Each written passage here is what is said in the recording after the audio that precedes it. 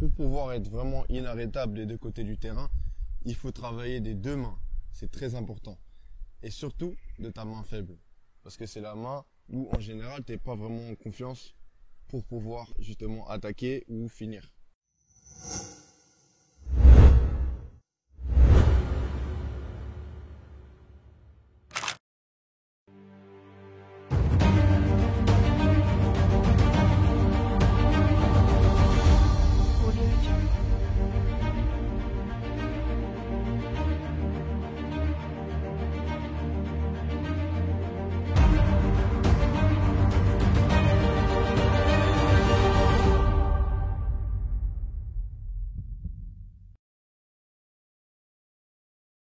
Bonjour à tous, vous êtes avec Chris de la chaîne Basketball is an Obsession et aujourd'hui je vais vous montrer 3 exercices qui vont te permettre justement de pouvoir travailler ta main faible.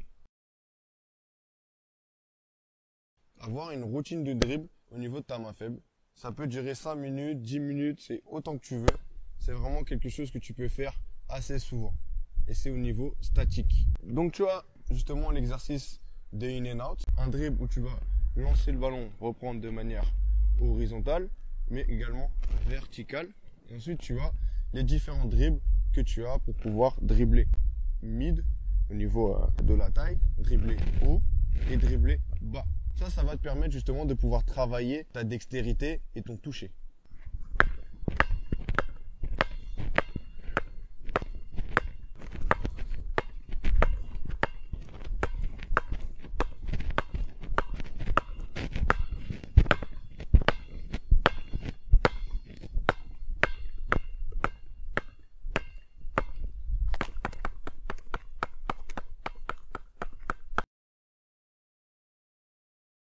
Le deuxième exercice, en fait, il s'agit de sprinter en dribblant, toujours de ta main faible, t'arrêter, puis repartir.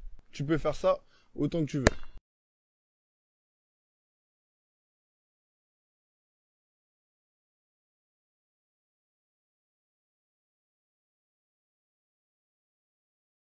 Le dernier exercice que je peux te proposer pour travailler ta main faible, il s'agit de travailler les différentes finitions. Pourquoi? Parce que ça va apporter ton toucher. Ça va t'aider pour ton toucher. Et le toucher, au niveau du tir, il t'aide pas que pour les finitions. Il t'aide aussi justement pour pouvoir dribbler.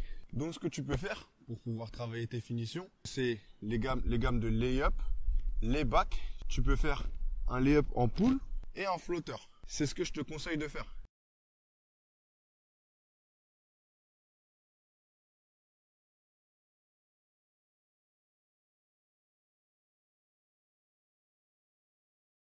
Donc voici la fin de la vidéo.